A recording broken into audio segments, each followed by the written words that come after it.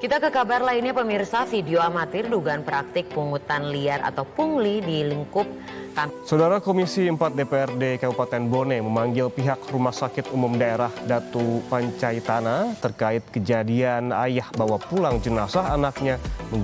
Seorang lelaki berseragam pegawai negeri yang diduga bekerja di pemerintahan Kabupaten Sinjai, Sulawesi Selatan viral di media sosial. Pria ini menendang seorang perempuan yang hendak mengangkat motornya agar bisa berdiri. Viral di media sosial sebuah video yang memperlihatkan oknum polisi lalu lintas berinisial Bribka RS meminta pungli dan meludahi pengendara mobil di Medan, Sumatera Utara. Setelah video itu viral, diketahui bahwa Kapolres Medan Kombes Pol JEI Ser menindak tegas oknum polisi tersebut dan kini sudah diamankan serta diproses. Dikutip dari Kompas.com, disebutkan bahwa Bribka RS sudah melanggar PP nomor 2 tahun 2020 terkait dengan peraturan disiplin Polri. Atas kejadian Itulah tadi sedikit contoh potret pelayanan publik di Indonesia. Mari kita simak diskusi yang dilakukan oleh kelompok kami. Baik, Assalamualaikum warahmatullahi wabarakatuh. Bertemu lagi dengan kami dalam podcast Potret Pelayanan Publik, Tantangan Layanan Publik, Strategi Menghadapi Layanan Publik, dan Layanan Ideal bagi Birokrasi di Indonesia. Kami berasal dari CPNS, Kementerian Pendidikan, Riset dan Teknologi Republik Indonesia, instansi Universitas Sulawesi Barat, yang tergabung dalam gelombang 5, angkatan 13, kelompok 1, dan kemudian dibagi lagi ke kelompok kecil, kelompok 2. Saya sendiri Muhammad Hijrah dari Fakultas MIPA Universitas Sulawesi Barat, lalu Retno Mayapada juga dari Fakultas MIPA Universitas Sulawesi Barat, kemudian Riana Anggraini Ridwan, dan Sari Fatimah Mus, kemudian Hisam Ihsan, ketiganya berasal dari Fakultas Ekonomi ya. Oke. Baik, langsung saja mungkin dalam podcast ini ada materi atau sedikit introduction dari teman kita, Sari Fatimah Mus. Waktu dan tempat saya persilahkan. Terima kasih Pak Hijrah atas kesempatan yang diberikan kepada saya. Oke, kalau kita berbicara tentang pelayanan publik, maka sudah tidak asing lagi ya bagi kita, di mana pelayanan publik sangat berkaitan erat dengan kehidupan kita sehari-hari. Nah, salah satu fungsi utama penyelenggaraan pemerintah yang menjadi kewajiban para aparatur pemerintah atau aparatur negara, adalah penyelenggaraan pelayanan publik. Nah, mungkin kita bisa lihat setelah Orde Baru kan yang terjadi, berbagai perubahan, terutama demokratisasi di ranah ekonomi dan politik, sehingga menciptakan kemajuan yang dapat kita kritisi bersama. Namun, tentu ada yang masih sama atau setidaknya ada perubahan yang tidak begitu signifikan, yaitu kondisi pelayanan publik kita yang mungkin masih tertinggal daripada negara-negara lain ya. Nah, sebagai pelayanan publik tentu kita diawasi salah satu instansi, di mana di sini kan ada ombudsman ya. Nah, dari hasil riset ombudsman menunjukkan itu bahwa sebagian besar instansi pelayanan publik di Indonesia itu masih memiliki rapor merah, baik tingkat nasional maupun daerah. Bahkan salah satu anggota ombudsman itu mengatakan bahwa tingkat kualitas pelayanan publik semakin rendah. Mekanisme penerimaan keluhan masyarakat juga belum secara sistematis.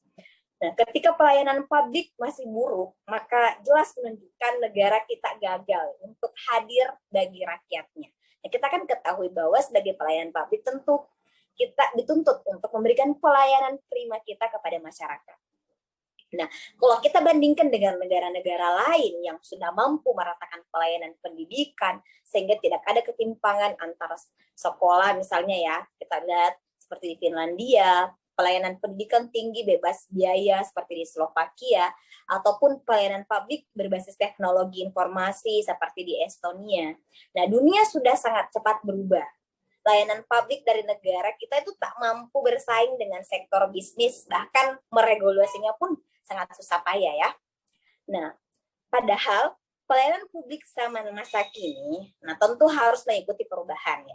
Sayangnya, lebih sering pelayanan publik kita yang dilindas oleh perubahan, akibatnya masyarakat semakin merugi. Namun, saya melihat sekarang itu sudah ada sedikit progres. Nah, pemerintah daerah misalnya nih, untuk di kota saya di Kabupaten Bone itu sudah akan melakukan perubahan terkait mekanisme pelayanan publik. Seperti sekarang sedang dicanangkan untuk membangun mall pelayanan publik. Mall pelayanan publik. Nah, di situ nanti akan dikumpulkan bagaimana pelayanan publik itu dibuka satu pintu untuk masyarakat. Ya, mungkin sekian terkait potret pelayanan publik di Indonesia. Ya, terima kasih. Sari Fatimah Mus, kalau kita dengarkan tadi materinya bahwa memang pelayanan publik di Indonesia masih jauh tertinggal dari negara-negara lain ya, dari luar negeri. Memang berorientasi pelayanan kalau kita bilang pegawai negeri di sana ya, karena semuanya demi kepuasan publik. Namun tidak terlepas juga dari oknum sebenarnya ya, kalau kita tarik lagi benang merahnya itu masalahnya adalah oknum kita di Indonesia terlalu banyak. Itu dia yang jadi masalah. Contoh kasus saja yang terjadi baru-baru ini, kalau tidak salah 1 atau 2 bulan lalu, di Sinjai ada oknum PNS yang masih menggunakan seragam PNS yang masih ada lambang Korpri dengan, kalau kita pelisikan lambang Korpri, kemudian lambang Pemda, itu di dalamnya pasti harus ada value-value yang kita miliki, berakhlak ya. Nah, kasusnya itu seperti ini. Jadi ada anak SMP yang lagi berboncengan sama temannya, itu kemudian menyenggol sedikit di motor yang bersangkutan ya, si oknum tersebut. Nah, ternyata lecet. Si oknum ini keluar, turun dan marah. Nah, parahnya lagi, setelah dia marahin si siswa SMP tersebut, dia masih emosi, ternyata emosinya masih meledak. Ditendanglah motor si siswi SMP tadi, dan akhirnya menyebabkan si siswi SMP itu kaget, menarik gas lagi, kemudian tidak bisa dikendalikan motornya dan jatuh. Itu kebetulan ada netizen yang merekamnya dari dalam mobil dan kelihatan bahwa oknum ini sangat arogan, ya, tidak mencerminkan core value berakhlak. Nah, tidak mencerminkan juga pelayanan publik yang baik. Seharusnya justru dengan menggunakan seragam dinas PNS itu kita malah harusnya membantu, bukan malah memikirkan mobil kita yang lecet ya, sebagai PNS, sebagai pelayan publik. Kalau menurut teman-teman bagaimana nih kasus tersebut? Silahkan kalau ada pendapat mengenai kasus tersebut. Ada pendapat? Saya Pak sedikit berkomentar terkait kasus yang baru saja Bapak ceritakan ya. Jadi dalam hal ini tentu saja sikap yang dipraktekkan oleh Bapak tersebut itu sangat-sangat tidak terpuji dan tentu saja akan menimbulkan trauma tersendiri. Terlebih yang menjadi korban dalam hal ini adalah siswi SMP yang tentu saja masih di bawah umur. Nah, kita bisa tarik satu kesimpulan bahwa dimanapun kita berada, terlebih jika kita masih menggunakan seragam, terlebih masih ada lambang sebagai seorang ASN, itu harusnya kita mampu menjaga sikap. Terlepas dari itu, saya juga di sini ingin sedikit membahas terkait, sedikit menghubungkan ya dengan yang baru saja Ibu Sari Fatimah bahas terkait pelayanan publik. Di sini saya akan sedikit memaparkan tentang tantangan dalam pelayanan publik di Indonesia. Nah, banyak sekali permasalahan yang dihadapi, khususnya di negeri kita yang tercinta ini terkait pelayanan publik. Hal itu banyak faktor yang melatar belakanginya, termasuk lemahnya SDM. Maksudnya lemahnya SDM di sini adalah barangkali kurang kompeten ya. Kemudian yang kedua, faktor teknologi yang mungkin belum mumpuni untuk mendukung dari sistem yang coba dicanangkan oleh pemerintah. Misalnya, taruhlah tentang pendidikan ya. Di Indonesia itu dinobatkan sebagai negara yang memiliki kurikulum paling berat di dunia.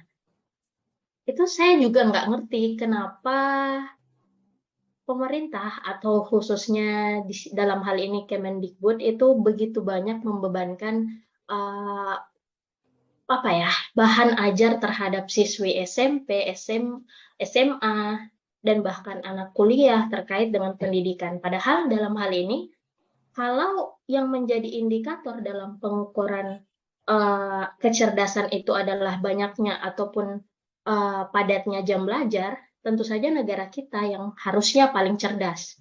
Karena kita yang memiliki kurikulum paling berat. Tetapi dalam faktanya di sini adalah kita kalah jauh. Taruhlah misalnya Jepang. Jepang itu tidak memiliki kurikulum seberat Indonesia. Tetapi mereka mampu menciptakan bahkan menguasai pasar dunia utamanya dalam hal ini yang berkaitan dengan teknologi. Saya juga nggak ngerti kenapa hal tersebut bisa terjadi. Kemudian problem yang kedua adalah, contohnya di sini yang ingin saya angkat adalah, baru-baru ini kan kita sama-sama tahu ya, BBM naik. Ada aplikasi Pertamina kalau mau isi bahan bakar. Itu tuh sebenarnya untuk apa sih ya? Maksudnya gini, saya rasa tidak semua daerah siap dengan penggunaan aplikasi itu. Utamanya di sini ada beberapa daerah yang tidak terjangkau jaringan. Jadi gimana dong kalau tiba-tiba di daerah yang tidak ada sinyal lantas mau isi bahan bakar? Itu kan pasti tidak ini ya. Kemudian juga dalam hal pelayanan publik. Tentu saja teman-teman di sini pasti pernah mengisi bahan bakar kan di Pertamina. Ya. Pernah nggak perhatikan kita lagi antri, terus tiba-tiba ada yang bawa jergen untuk ngisi? Ya. Itu kan apa ya? Unek-unek banget nih ya, Bu, ya, dari tadi. Ya, boleh kita diskusi Itu aja. Itu pengalaman hidupnya nih kayaknya ini. Iya, kita lagi Curhat nih, Pak, antri curhat. kan. Kita lagi antri kan, tiba-tiba ada yang nyerobot dan ngisi ini. Kemudian Jergen. pada saat ngisi, mereka ngisi jergen, kemudian pemilik jergen tersebut memberi sejumlah tip kepada petugas. Itu kan salah satu, saya katakan itu suap ya. Suap dalam artian kecil, maksudnya ya suap versi tipis-tipis lah. Itu kan sangat Gratifikasi kecil-kecilan ya, Bu. Iya betul. Kira-kira tanggapan teman-teman terkait hal ini itu gimana sih? Iya, betul. Kalau saya sih kadang jengkel ya, Bu ya. Kalau kita sudah Jengkel melihat kayak apa? gitu, kita mau mengungkapkan sesuatu atau mau berkata apa gitu. Loh kok ini seperti ini, tapi inilah yang terjadi di Indonesia. Bagaimana caranya nanti kita memperbaiki itu? Sulit sekali rasanya. Tapi semoga harapan ini ada muncul di ASN ya, karena kita sudah diberikan core value berakhlak. Saya pikir ini sudah mencakup value-value yang bisa mengcover. Kalau semuanya ASN bisa mengimplementasikan berakhlak ini, saya yakin lah Indonesia akan sama seperti negara lain. Tapi untuk saat ini kita harus bersabar. Betul, Pak. Karena Waduh. kita lihat Kalau- faktanya aja ya, Pak. Maksudnya untuk ukuran Pertamina saja itu ada yang bersedia disogok tipis-tipis, itu kan sudah memperlihatkan bobroknya mental dari orang-orang yang bekerja untuk di layanan publik. Padahal kan harusnya tidak seperti itu ya. Padahal itu dari yang terkecil ya, cuman Dan itu di lingkup yang terkecil, Oh, belum lingkup di yang terkecil. yang besar-besar atau yang lingkup lebih ini ya. Saya sih Jadi mikirnya gini. Mungkin karena pelayanan publik terutama pada Pertamina atau mungkin ASN itu kan memonopoli. Mereka memonopoli pelayanan yang pada masyarakat. Makanya itu mereka mungkin ada rasa yang kita mau memberikan pelayanan buruk, mau pelayanan baik, pasti kamu larinya ke kita. Nah, mereka kan artinya merasa mereka berkuasa dalam hal ini.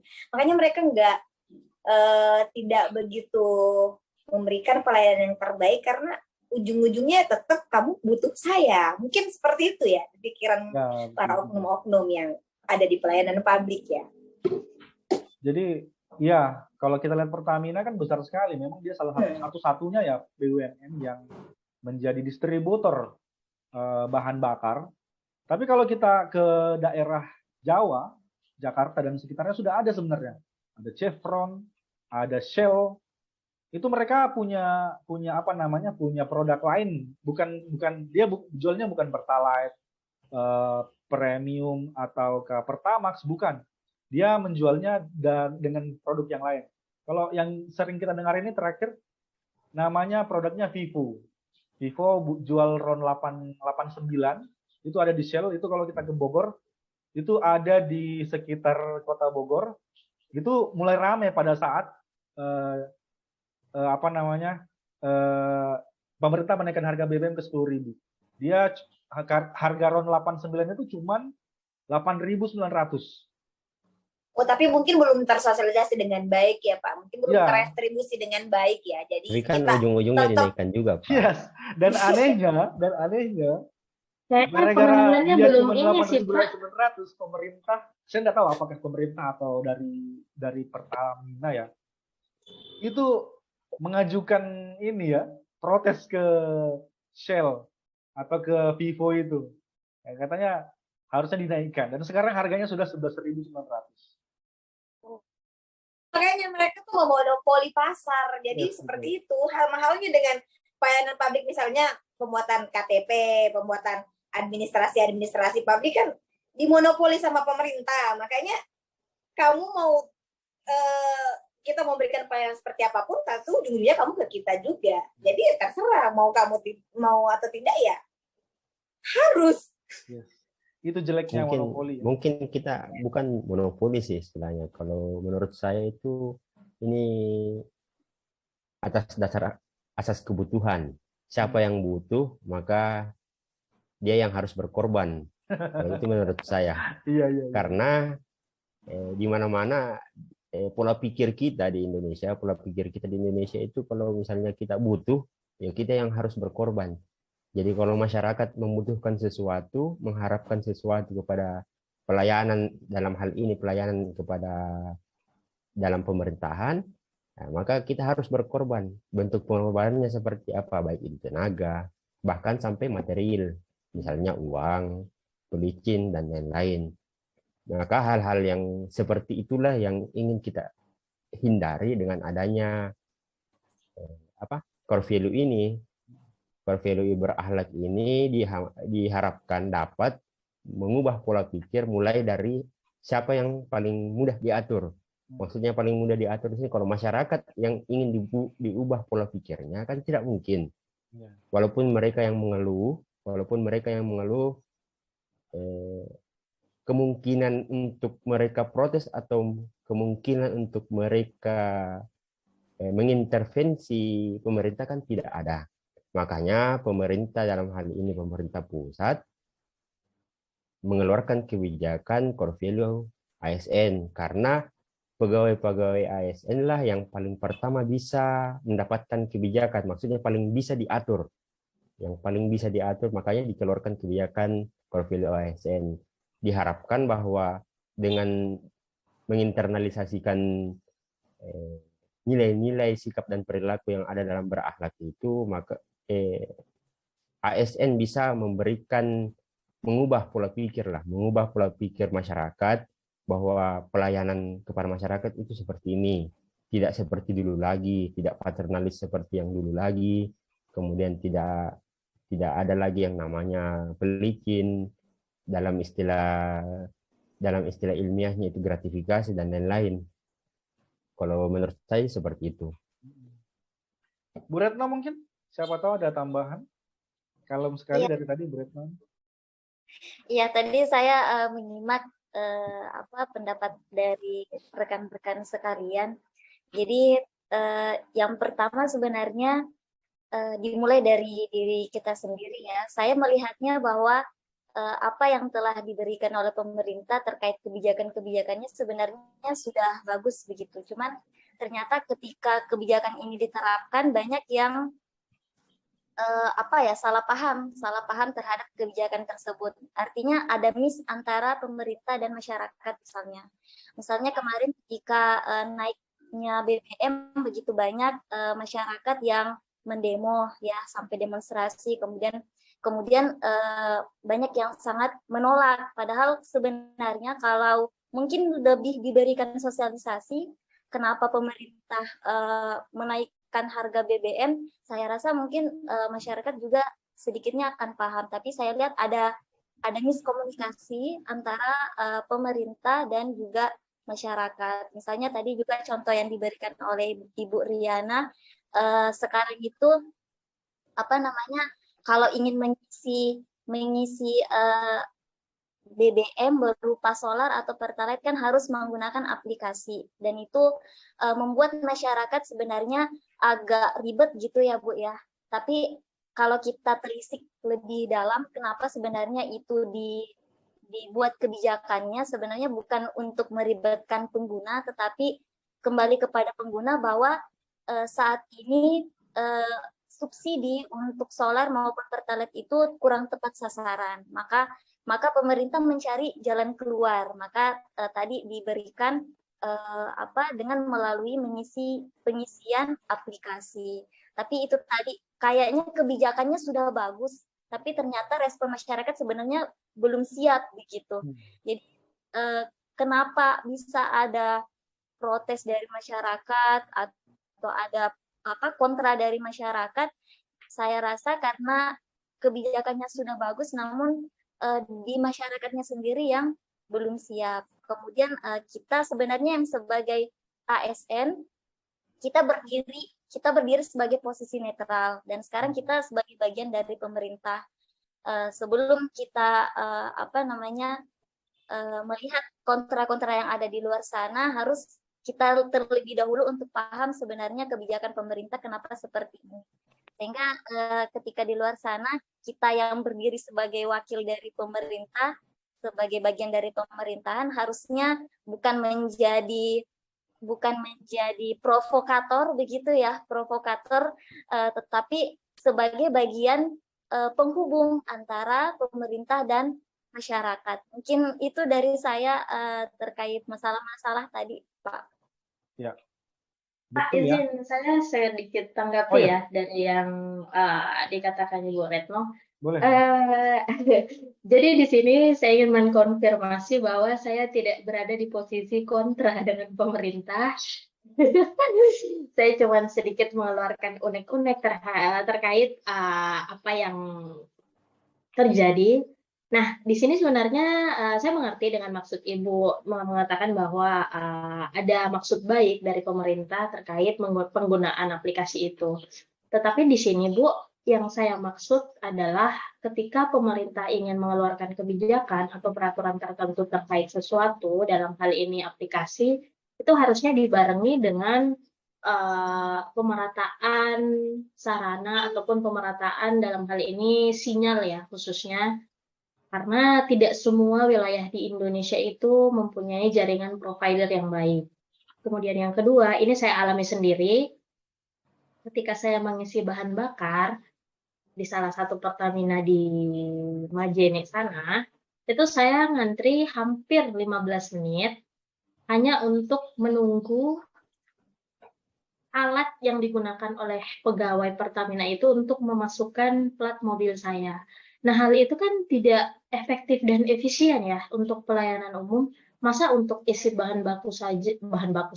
masa untuk isi bahan bakar saja harus menunggu 15 menit untuk input itu.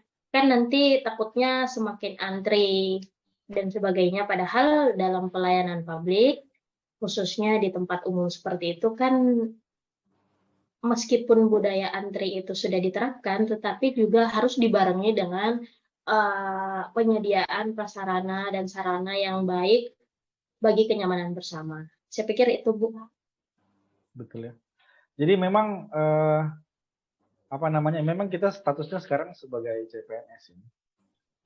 Tapi ya mungkin ini unek-unek yang sudah lama ya, Tapi kita belum PNS waktu itu dan baru keluar sekarang, kita diskusi pada saat sekarang ini, jadi baru keluar, dan bukan berarti kita menghardik atau menjelek-jelekan pemerintah, tapi ya memang ada banyak pihak yang harus berubah saat ini. Bukan cuman ASN, apalagi kita di dosen ya. Apalagi kita di dosen dan bidangnya itu kalau di Pertamina berarti bidang lain dan mereka juga ada core value sendiri. Mungkin sama core value-nya ya, BUMN. Cuman kan BUMN itu menurunkan lagi Pertamina ke SPBU.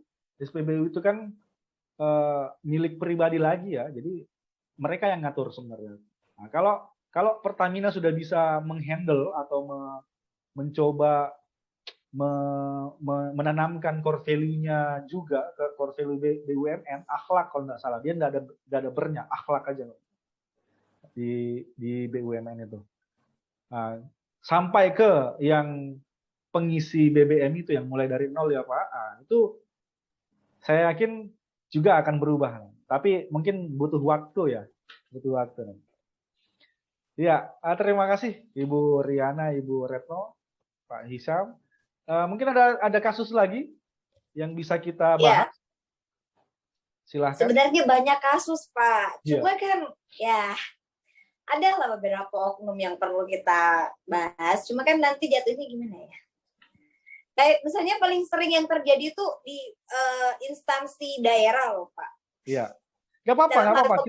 Kita dalam hal pengumpulan berkas-berkas itu, saya sering dengar ya. Kebetulan kan saya banyak temen yang banyak urusan di instansi-instansi daerah. Biasanya mereka kalau mau ngurus-ngurus itu loh Pak.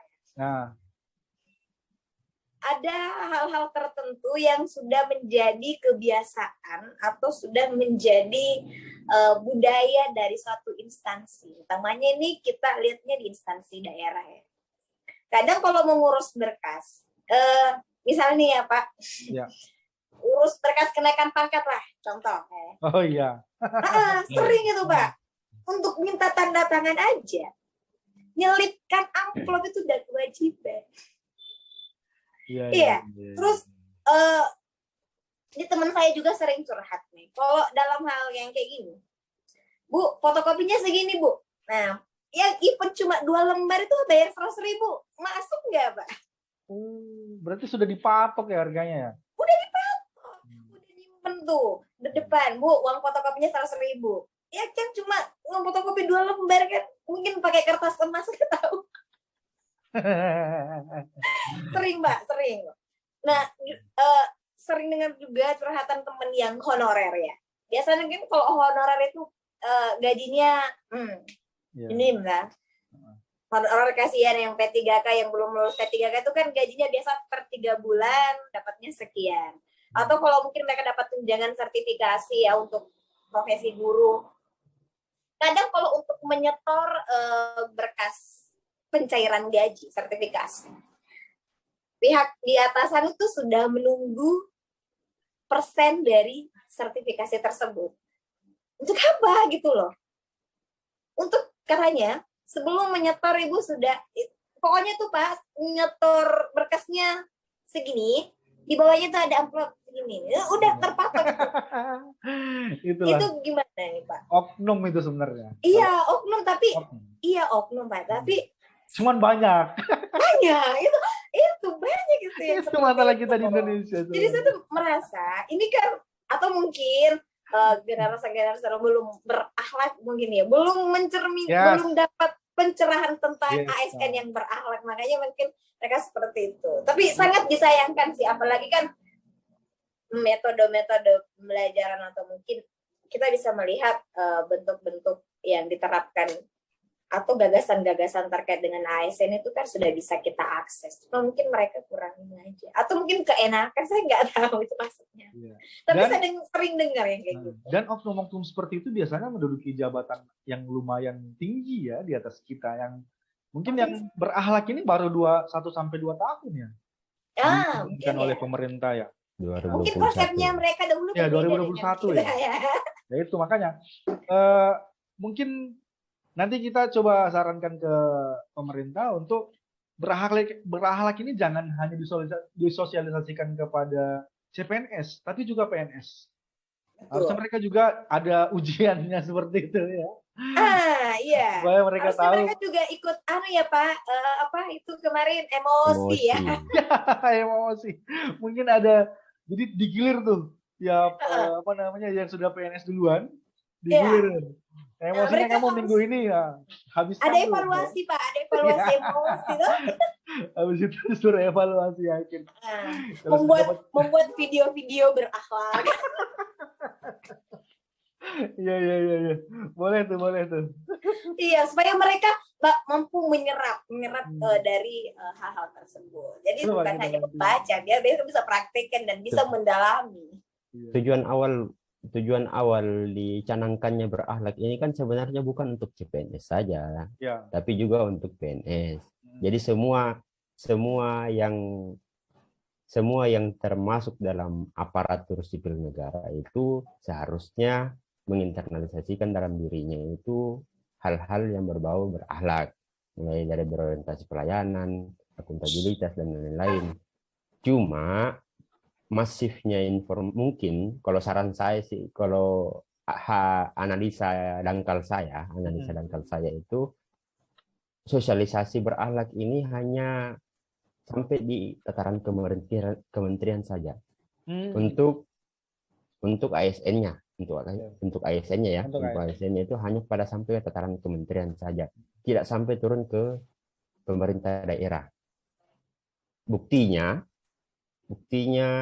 lambang-lambang berakhlak dulu kan tidak terlalu masif ya, tidak terlalu masif digaungkan di pemerintah daerah, cuma digaungkan di kementerian.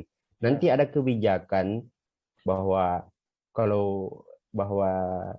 semua aparatur sipil negara atau semua instansi harus memasukkan logo-logo berakhlak dan bangga melayani bangsa, itu baru dicanangkan. Tapi ilmu yang ada dalam berakhlak dan bangga melayani bangsa itu tidak sampai ke bawah. Jadi baru sebatas logo, Pak.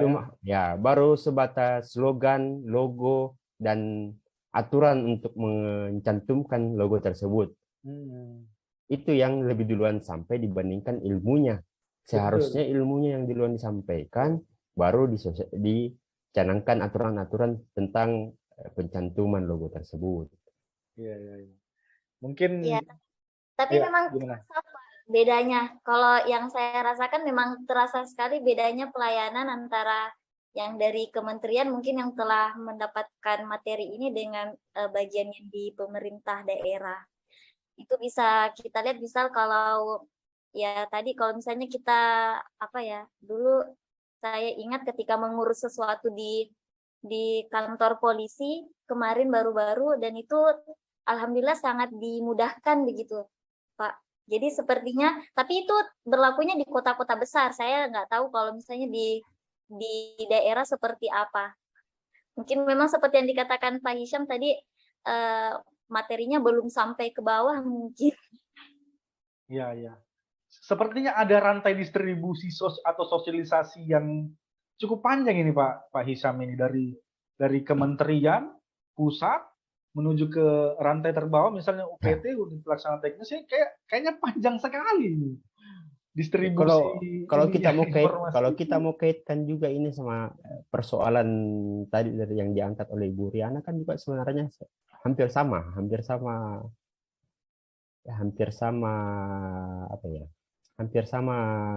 keluhannya. Mengapa demikian? Karena My Pertamina sebelum diwajibkan itu kan kita saja yang masih masih seringlah mengakses informasi berita-berita dan lain-lain, karena setahu saya sekarang kan berita-berita di televisi, berita-berita di internet dan sebagainya itu juga sudah mulai berkurang pemirsanya ya. Kita saja yang masih sering melihat berita, ya cuma mendapatkan berita bahwa My Pertamina itu akan diharuskan atau diwajibkan. Tapi kita tidak pernah mendapatkan sosialisasi bahwa bagaimana cara menggunakan My Pertamina tersebut. Itu kan sama dengan berakhlak ini. Sudah mau disuruh, tapi belum ada sosialisasinya. Bagaimana kita bisa menggunakannya? misalnya saya kemarin juga merasakan keluhan yang dirasakan sama Ibu Riana. Kenapa saya rasakan? Saya mau pulang kampung, tiba-tiba ditodong sama pelayan di SPBU. Ada Pertamina-nya, Pak? Oh, tidak ada. Coba daftar, Pak. Saya daftar, ternyata tidak bisa juga langsung dapat. Harus registrasi ini, masukkan STNK, masukkan nomor ini, nomor itu. Nah, itu kan kalau kita dari segi efektivitas dan efisiensi untuk dalam pendaftaran Pertamina juga kan sudah panjang prosesnya. Sedangkan ini tidak ada sosialisasinya. Jadi sebenarnya bukan keluhan-keluhan kita atau pandangan-pandangan kritis kita itu bukan untuk menjatuhkan pemerintah ya. Bukan untuk menjatuhkan pemerintah, tapi ini seharusnya pandangan-pandangan kritis kita atau keluhan-keluhan yang kita miliki ini, kita saja sebagai ASN juga mempunyai keluhan, apalagi masyarakat yang lebih misalnya ini memiliki tingkat pendidikan yang lebih rendah dibandingkan kita, kan pasti lebih banyak keluhannya dibandingkan kita. Nah, dari hal-hal yang seperti itu, keluhan-keluhan kita juga seharusnya ini jadi masukan untuk pemerintah bagaimana memperbaiki. Nah, misalnya juga kalau kita kembali lagi ke masalah My Pertamina ya, mungkin dari awal pencanangan ini kalau tidak salah itu saya pernah baca berita bahwa Ombudsman sudah mengeluarkan rekomendasi bahwa kalau bisa My Pertamina ini tidak terburu-buru lah istilahnya, tidak terburu-buru. Kenapa tidak terburu-buru? Karena dari 100% responden, sekitar 700-an lebih responden yang diwawancarai, itu sekitar 70% diantaranya itu tidak tahu bagaimana cara mendaftar My Pertamina. Nah, itu untuk tataran di kota saja, belum sampai ke tataran yang paling di bawah, misalnya di desa. Nah, sedangkan kebijakan ini menyeluruh dari Sabang sampai Merauke. Jadi sama dengan kalau kita berbicara lagi mengenai berakhlak ini semua instansi loh, bukan cuma kementerian saja. Kalau semua instansi berarti seharusnya disosialisasikan dari hulu ke hilir. Betul. Ya, dari hulu ke hilir. Berarti memang proses sosialisasinya Pak yang masih. Ya, setiap ada kebijakan kan setahu saya dari belajar juga di MOC. Belajar juga di MOC itu setahu saya ketika ada kebijakan itu seharusnya pertama harus ada kajian. Kajian teknis. Bahkan kajian ini pun harus melibatkan banyak pihak. Ditentukan berapa kampus atau akademisi yang harus terlibat dalam kajian tersebut. Nah, kemudian kajian di DPR. Kemudian kalau misalnya ada rekomendasi direvisi lagi. Setelah ada revisi dikaji lagi. Ada revisi dikembalikan lagi untuk dibuat ulang. Nah, kemudian dikaji lagi sampai dapat formulasi yang bagus, baru disosialisasikan. Itu pun disosialisasikan ada waktunya, tidak terburu-buru. Makanya yang saya sarankan, kalau misalnya ada lagi kebijakan-kebijakan yang lain nantinya, seharusnya prosedur-prosedur yang seharusnya dilaksanakan itu dilaksanakan dengan baik. Jangan hanya diada-adakan saja. Maksudnya jangan diada-adakan itu ya sekedar datang saja, sosialisasikan 1 jam, foto, ada dokumentasi, selesai, baru ini sudah sosialisasi, silahkan dicanangkan. Kan tidak begitu. Apalagi ini mempengaruhi kebutuhan dasar dari masyarakat. Iya. Kemungkinan seperti itu, Pak. Karena nggak mungkin lolos dari DPR ya. Kalau ya jelas. Iya, kemungkinan seperti itu ya. Berarti implementasi dari sosialisasi itu yang kemudian ada kekurangan sosialisasinya, kemudian ada sedikit ya mungkin cuma satu titik atau apa kan, jadi yang lain tidak mengetahui ya. Terus kalau misalnya kita bisa bincang-bincang di sini Pak, di teman-teman yang lain juga, ibu-ibu, kira-kira nih untuk My Pertamina sendiri nih, jadi kita sudah bahas My Pertamina lagi. Saya juga sendiri belum, saya Tidak apa-apa, Pak. kemarin. Ini kan kita bahas semua masalah-masalah persoalan kebijakan supaya Saya kita belum berpengalaman sih Pak kalau masalah My Pertamina. Iya. Pernah ditagih sama pihak SPBU. Jadi kemarin kita Pak, kan bahas ini semua masalah-masalah yang ada. Buktinya kan dari masalah yang berbeda, masalah berakhlak dan masalah My Pertamina, ternyata ada benang merahnya. betul. Ya, ternyata ada benang merahnya. Jangan sampai ketika kita membicarakan masalah-masalah yang ada hal yang mendasar yang seharusnya dilaksanakan, itulah yang bisa menjadi rekomendasi. Iya, betul. Gitu. Nah, untuk My Pertamina, saya kebetulan kemarin ngisinya pas sebelum naik Pak. Kan ada informasi 1 September naik.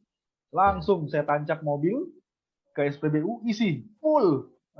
Sampai sekarang masih ada tuh. Sekarang sudah tanggal 29. Iya.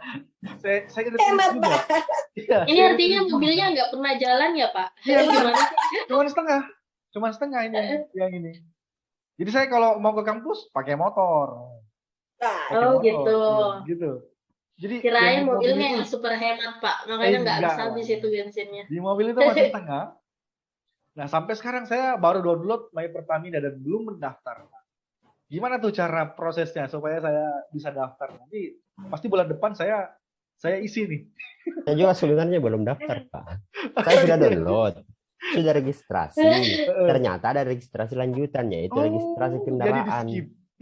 Jadi ada jadi kayak misalnya kita sebagai pengguna jalan, atau pengendara harus memiliki SIM. Ya.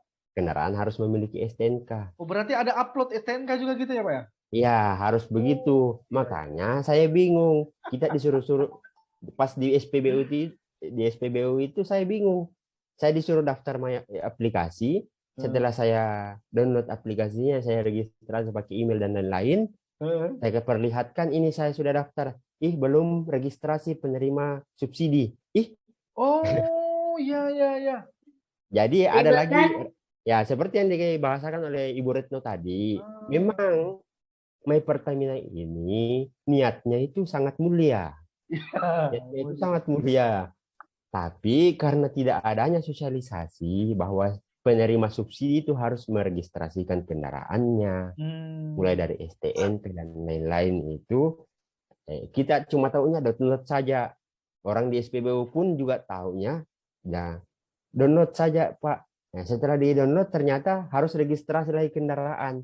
Karena setelah dia masukkan nomor kendaraannya, itu belum terregistrasi. Oh, ternyata Pak, harus registrasi dulu sebagai penerima bahan bakar subsidi.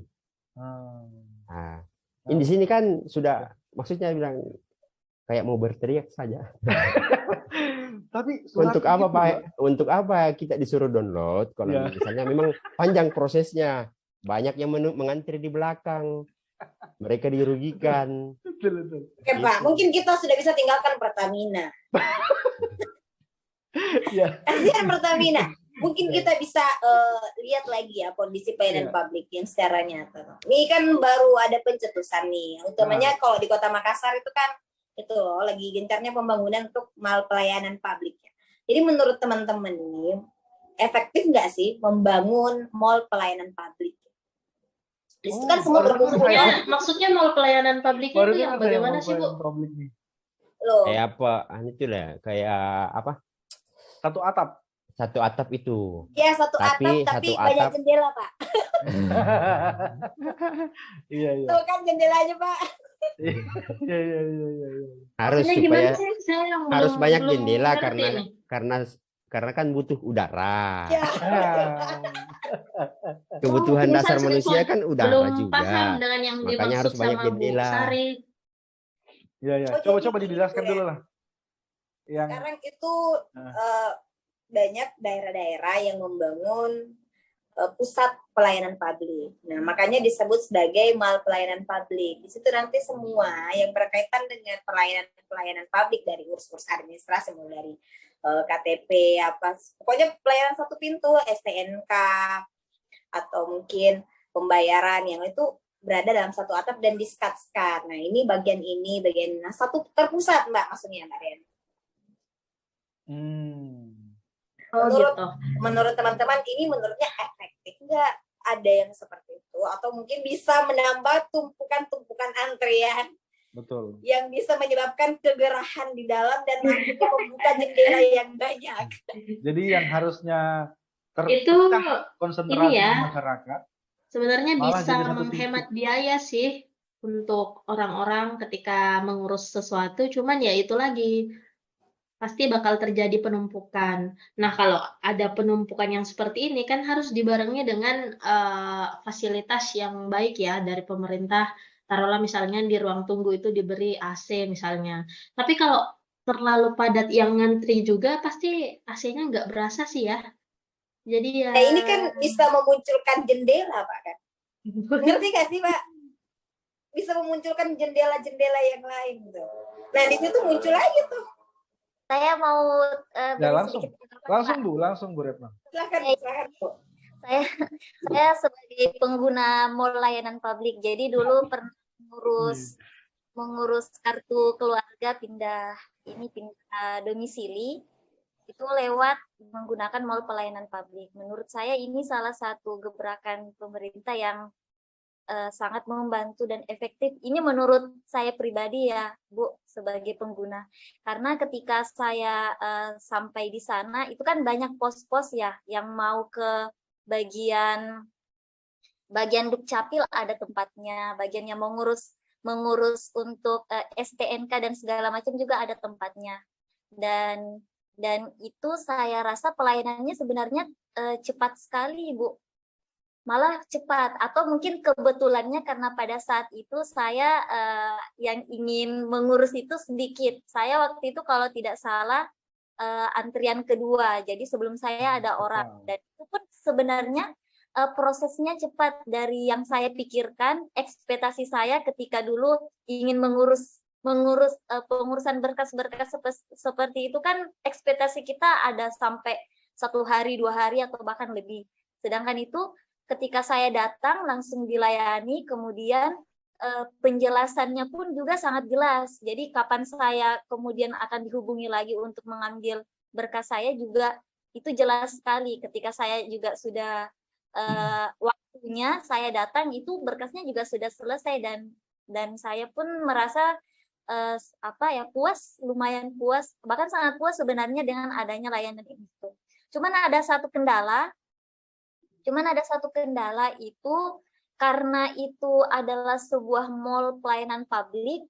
Jadi sebenarnya ada petugas misalnya dari Dukcapil itu ada ada memang petugas yang dikhususkan untuk menunggu di situ. Nah, ada saat ketika petugasnya itu sebenarnya nggak ada di situ, mereka stay di kantornya mereka. Kantornya mereka kan sebenarnya di Dukcapil ya, bukan di mall pelayanan publik.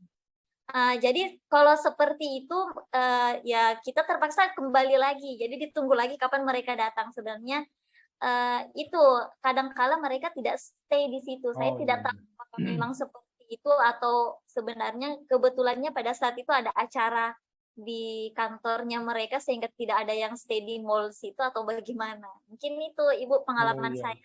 Berarti tetap kantornya di tempat lain, cuman bagian frontlinernya itu disatukan di satu tempat gitu ya? Ya, betul Pak. Jadi ada memang yang dari mereka perwakilan, masing-masing perwakilan dari mereka untuk menjaga di pos-pos di mall pelayanan publik itu. Nah, ini kelemahan tadi bisa kita akali sebenarnya. Harus ada pengawas atau koordinator dari mall layanan publik itu, dan menghubungin kalau sudah jam sekian nih, harusnya semuanya sudah hadir dan itu dilaporkan ke atasan masing-masing. Harusnya seperti itu sih. Tinggal pengawas saja sih butuhnya. Betul. Kalau begitu. Atau ada tambahan lain yang sudah pernah menggunakan mall pelayanan publik? Saya rasa semua sih, semua yang sudah merasakan. Karena ya walaupun tidak merasakan mall pelayanan Belum Pak, buktinya publiknya, saya nggak ngerti. Sebenarnya contohnya Samsat ya Pak ya? enggak, bukan Kantor sih, bersama. tapi maksudnya kalau tidak Tes. pelayanan pintu itu kan juga sebenarnya penjabaran dari segala. Cuma mall pelayanan publik ini mungkin lebih banyak lagi pelayanan yang diberikan kepada masyarakat. Iya. Jadi saya bilang hampir semua kan kalau waktu kuliah dulu kan kalau mau urus izin penelitian harus ke situ, ke PTSP. apa, badan Satu pintu. ya, PTSP itu satu pintu. Itu sama aja ya konsepnya ya?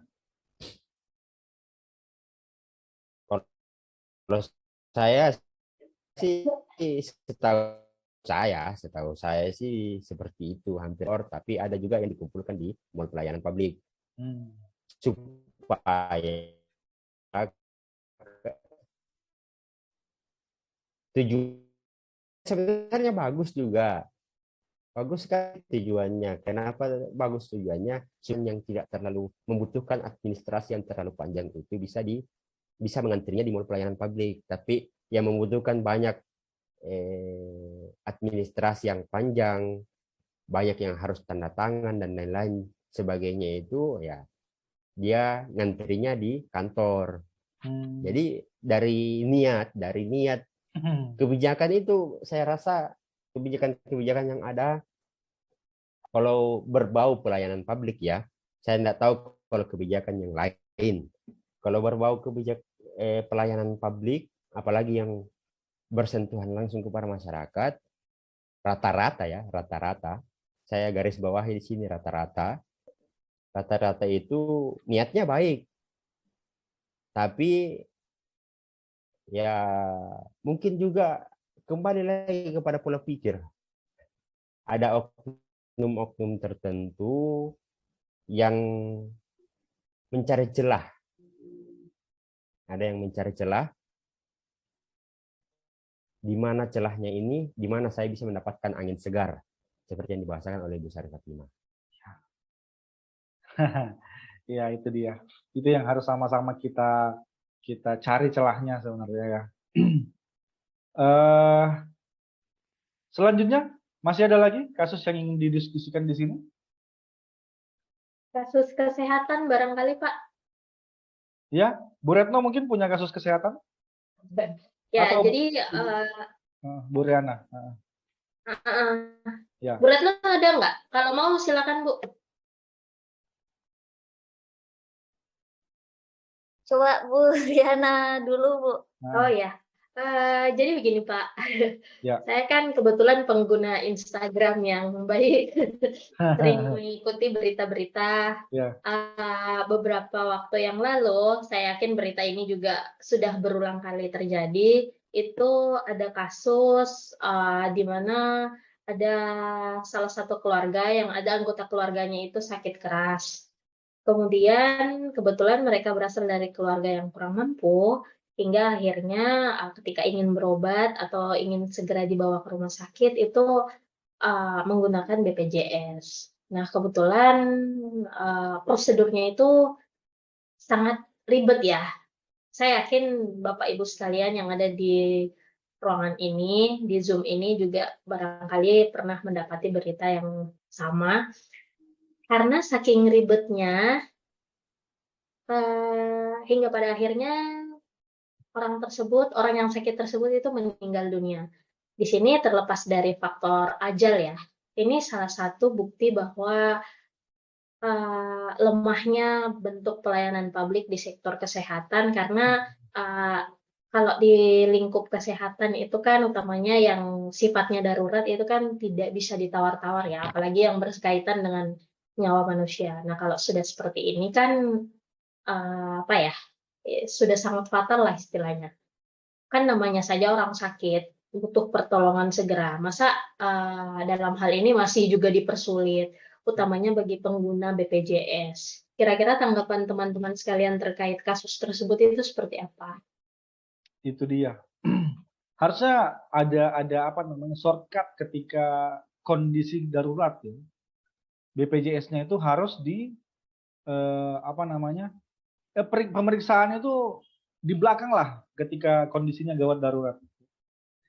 Menurut saya ya, karena ketika sudah kondisi gawat darurat harus dilakukan tindakan penyelamatan. Ataukah yang tadi kasus itu memang belum gawat darurat, cuman tiba-tiba menjadi gawat darurat, Bu? Belum ya sebenarnya. Sebenarnya dalam kasus ini, Pak, entah itu gawat darurat atau sudah ini, sebenarnya ya dalam hal kesehatan itu sebenarnya tidak bisa ditawar-tawar ya. Apalagi yang sifatnya unpredictable seperti ini, misal yang sudah sakit keras, kan bisa tiba-tiba kolaps ya. Kalau misal sudah agak parah, lantas dipersulit, itu kan menyebabkan pasiennya juga stres. Nah, hal itu juga pasti mempunyai dampak yang buruk terhadap penderita atau orang yang sakit tersebut gitu. Masa orang sudah sakit dimintai ini itulah, diminta urus ini itu, kan yang seperti itu sangat-sangat apa ya, tidak berperi kemanusiaan lah menurut saya. Padahal kan dalam hal ini sebagai sesama warga negara itu harusnya ada kemudahan, utamanya jika dalam keadaan darurat. Iya. Kalau Ataukah ya silakan Pak Isem. kalau sepengetahuan saya, entah saya yang kurang update ya, tapi saya pernah mendengar kalau pelayanan gawat darurat itu seharusnya dilayani terlebih dahulu baru berhadapan dengan administrasi. Seharusnya. Makanya banyak sebenarnya kasus-kasus yang sedemikian yang terjadi di mana-mana, bahkan hampir merata lah, sama seperti kebijakan yang merata, masalah pun juga merata. Di mana-mana itu kalau banyak yang mengeluhkan bahwa mereka tidak dilayani karena padahal ini pasien gawat darurat, mereka tidak dilayani karena persoalan BPJS. Tapi entah ini, saya juga tidak tahu sampai di mana akar permasalahannya, tapi setiap ada rilis media dari pihak rumah sakit lah, pihak puskesmas lah, dan lain sebagainya itu, setiap ada rilis di media, mereka mengatakan bahwa seharusnya memang mereka sudah dilayani dan begini. Mungkin itu hanya oknum saja. Saya tidak tahu di sini itu oknumnya yang dikambing hitamkan, ataukah memang dari segi kebijakannya itu, karena saya tidak tahu dari segi kebijakannya itu memang seperti itu. Tapi kalau yang petinggi-petinggi yang ditanya, misalnya kepala dinas dan sampai ke atas-atas yang dia ditanya itu, kalau ditanya pasti jawabannya itu kalau pasien gawat darurat itu harus ditangani terlebih dahulu. Nanti setelah kondisinya membaik baru mengurus persoalan administrasi dan lain sebagainya. Jadi kalau untuk persoalan kesehatan itu hampir sama seperti pendidikan. Pelik dan tidak tidak jelas di mana akarnya. Sulit sekali menarik akar dari masalah dua bidang itu lah ya, kesehatan dan pendidikan. Iya. Bahkan ada yang mengatakan seperti ini, bahwa bisnis yang paling lancar itu adalah bisnis kesehatan dan pendidikan. Iya. Karena tidak akan ada habisnya. Orang sakit tidak akan ada habisnya. Orang yang membutuhkan pendidikan juga tidak akan ada habisnya. Iya. Kalau makanan bisa jadi habis ya, bahan makanannya krisis. Ya. Itu kan bisa beralih ke tempat lain dan lain sebagainya. Banyak solusi lah. Orang Indonesia itu kreatif persoalan makanan. Iya. Ya coba bayangkan anak bambu aja udah bisa jadi makanan kan. Pelepah pisang ya bisa jadi makanan. Kalau kita bahas masalah kalau kita juga bahas mengenai pisang juga kan sebenarnya tidak ada ujungnya. Sama seperti kebijakan. Pisang mulai dari pisang kelapa, mulai dari ujung sampai Sampai akarnya. dari daun sampai ujung daun sampai akarnya itu ya Bermanfaat semua. banyak bermanfaat semua. Jadi kalau kita bahas itu 2 jam pun tidak cukup. Iya. Tidak bisa dimasukkan di podcast ini. Oke. Oke, mungkin terakhir kasus silahkan diutarakan. Kalau misalnya ada yang mau didiskusikan. Ibu Retno mungkin.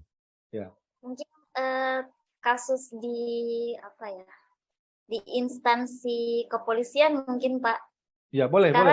Ya, kalau mungkin ini Takut secara saya Pak nanti ditembak Bu.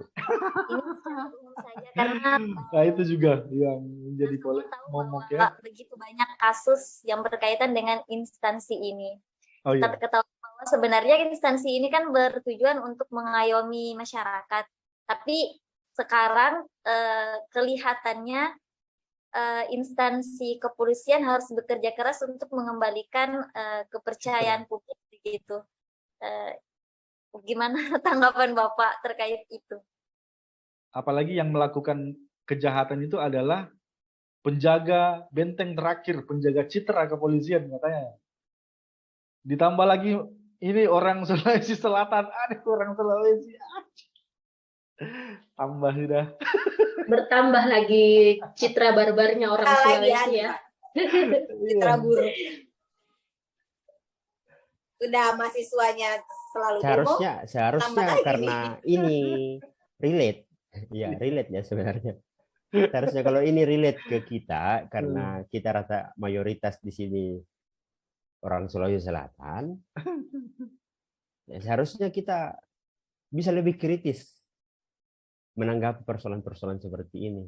Apalagi kita terkait karena kita sama-sama ASN misalnya ya. Kita sama-sama ASN. Kita punya latar belakang kampung yang sama.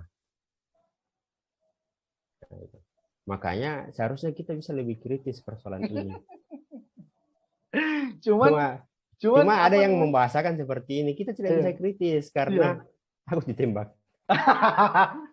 Kalau sudah itu sudah selesai ya pembicaraan. Ya sebenarnya sih hampir sama semua di semua instansi sih.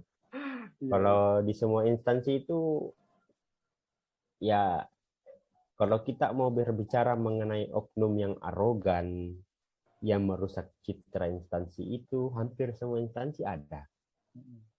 Yang paling tercemar namanya kan misalnya paling tercemar ya. Ini pendapat saya. Ya, pendapat yang dangkal saya. Paling tercemar itu kan DPR misalnya. Yang lain dalam segi akuntabilitas saja. Satu poin saja dari segi akuntabilitas saja. Di tahun kalau saya tidak salah lihat di berita itu di tahun akhir 2020 di akhir 2020 itu 2020 ke atau 2021 di akhir tahun hasil dari KPK itu yang melaporkan harta kekayaannya di DPR itu cuma 66% saja. Sedangkan pimpinan daerah mulai dari kabupaten, dari kecamatan, kabupaten, dari kelurahan, kecamatan, kabupaten, provinsi sampai tingkat kementerian pun sampai presiden pun sudah melaporkan secara 100%. Sedangkan mereka melaporkan sampai 66% saja. Jadi kemudian kalau berbicara persoalan arogansi yang mencemarkan institusinya seperti yang dikatakan tadi oleh Ibu Retno, ya hampir di semua instansi ada yang seperti itu yang masih menggunakan seragam, arogan ke sana kemari, ingin mendapatkan pelayanan kalau misalnya dia menggunakan seragam. Itu juga kan bagian dari pola pikir. Pola pikir kita di Indonesia kan banyak yang ingin menjadi PNS karena citra dari seorang yang menggunakan baju itu akan mendapatkan pelayanan yang lebih baik dibandingkan yang tidak menggunakan seragam. Itu kan citra yang berkembang di negeri kita. Dan sebenarnya juga kita merasakan itu. Kalau kita misalnya tidak menggunakan seragam, pergi ke rumah sakit lah misalnya, atau ke kantor polisi lah. seperti yang dikatakan Ibu Retno, pasti pelayanannya akan lebih lambat dibandingkan orang-orang yang memiliki seragam. Iya. Jadi kemudian dari segi arogansi yang seperti dari Ibu Retno singgung, ke kantor polisi, polisinya pasti arogan kalau kita menggunakan baju kaos, baju kemeja biasa, celana jeans dan lain-lain. Tapi kalau kita menggunakan seragam, bisa tidak? Iya. Tidak kan? Beda ya. Jadi hampir sama semua di instansi seperti itu. Ya mungkin bedanya karena di polisi itu mungkin bedanya karena polisi itu mempunyai senjata.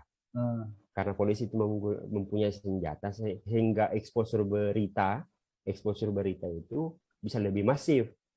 Kenapa? Jarang-jarang kan. Kan tidak mungkin PNS menembak karena mereka tidak punya pistol. Tapi kalau berbicara persoalan arogansi, hampir di semua instansi ada. Sampai instansi terkecil pun pasti ada. Iya. Kalau dikatakan bilang kepala desa, ya saya tidak menjelek-jelekan kepala desa lah. Mungkin sudah banyak yang berubah sekarang, tapi dulu-dulu kan rata-rata kepala desa pasti arogan. Ya, Betul. kasar, ditakuti dan lain-lain sebagainya. Siap. Makanya kalau arogansi yang bisa mencemarkan instansi itu sebenarnya sudah ada dari dulu. Cuma yang santer terdengar sekarang, bukannya saya membela ya,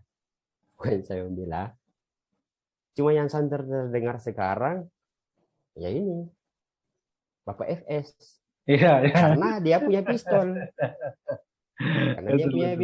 Seandainya dia tidak punya pistol, pasti tidak santer ke, paling dia trending 1 minggu karena cinta segitiga misalnya. Iya.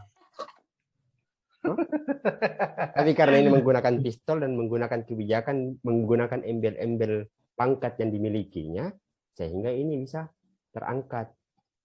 Nah, kemudian yang ditanyakan oleh Ibu Retno tadi, persoalan bagaimana kira-kira solusinya. Solusinya ya langkah awal yang harus ditempuh ini, mulai dari pimpinan sampai yang paling rendah itu, dalam penyelesaian kasus ya pertama harus adil. Kalau ada sedikit saja kecurigaan, ini kan sebenarnya hampir tertutup ini kasus. Karena hampir saja tertutup ini kasus karena penyelidikan dan hasil penyelidikannya itu kan tidak bersalah awalnya. Ya, sudah ada upaya untuk menutupi kasus. Ya, ada upaya untuk menutupi kasus ini, jadi hampir tidak terpublis. Nah, cuma karena ada kecurigaan, makanya ini bisa sampai saat ini. Jadi untuk solusinya, bagaimana caranya instansi tersebut karena sudah tercemar, bahkan tercemar sampai ke bawah, bahkan di bawah orang-orang yang tidak tahu oknum yang tidak tahu apa-apa saja di tataran bawah instansi tersebut, itu juga dikata-katai.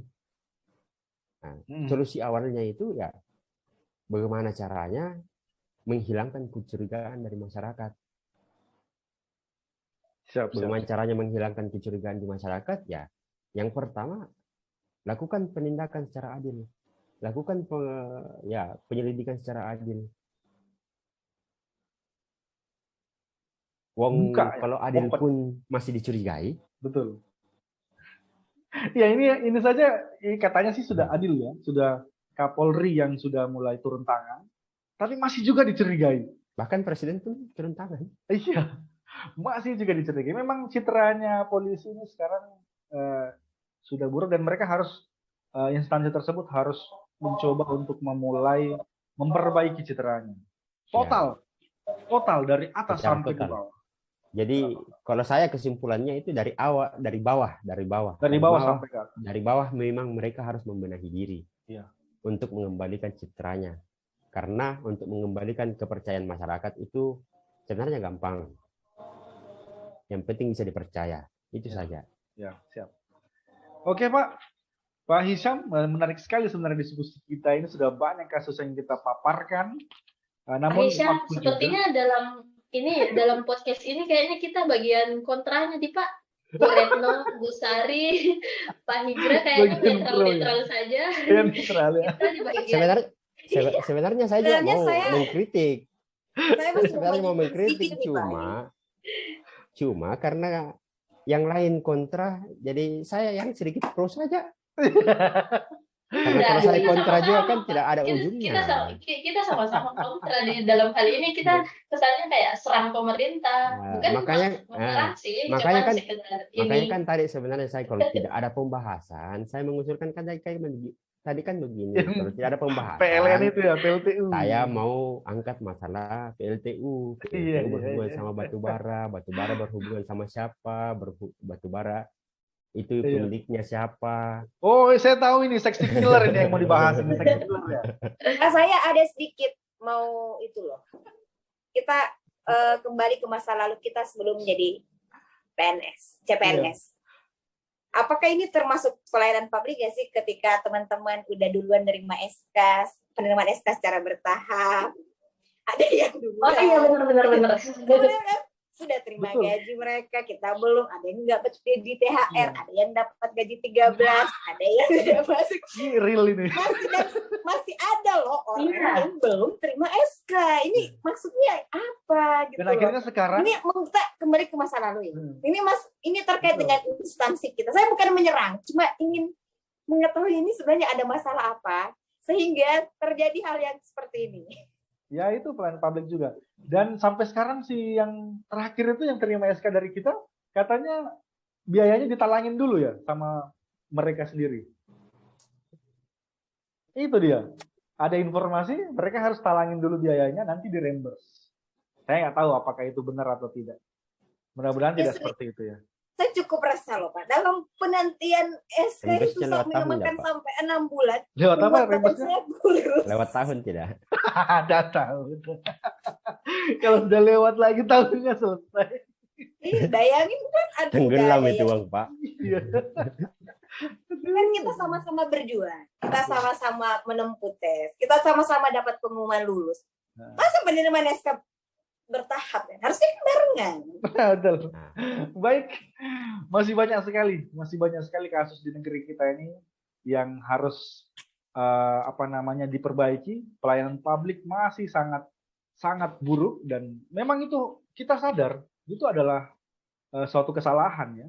Dan semoga nanti dengan core value ASN, core value instansi-instansi lain seperti BUMN misalnya akhlak, kalau kita berakhlak ASN bisa menjadi darah daging ya, darah daging di seluruh karyawan dan seluruh pegawainya agar nanti pelayanan yang kita berikan kepada publik bisa lebih baik lagi. Mungkin karena waktu juga, saya dengar sudah komat. Kita tutup dulu ya diskusi kita pada hari ini. Semoga diskusi kita ini memberikan manfaat untuk teman-teman yang menonton nanti dan juga kita sendiri sebagai tugas yang diberikan oleh Ibu Nurbayani SE SKM MKes. Semoga ini sudah bisa memenuhi dan ya kita bisa menjadi seorang ASN yang berakhlak dan memberikan pelayanan kepada publik dengan sebaik-baiknya. Amin. Iya. Silahkan kalau ada penutup yang lain. Kalau Ya tidak, mungkin Bu Retno. ya. Bu Neno. Ya, Bu Neno ya. Bunda Neno. Ya. Oke. Terima kasih teman-teman sudah berdiskusi pada malam hari ini, panjang lebar kita bicara. Lanjut kita kerjakan tugas individu. Semangat. Tugas Semangat ya. individu, Tugas semangat. kelompok masih ada 1, tugas individu 2. Silahkan kita kerjakan masing-masing. Semoga ada manfaatnya ya. Semoga berkah untuk diskusi ini. Sekian. Amin. Wabillahi taufiq wal hidayah. Wassalamualaikum warahmatullahi wabarakatuh. Waalaikumsalam warahmatullahi wabarakatuh.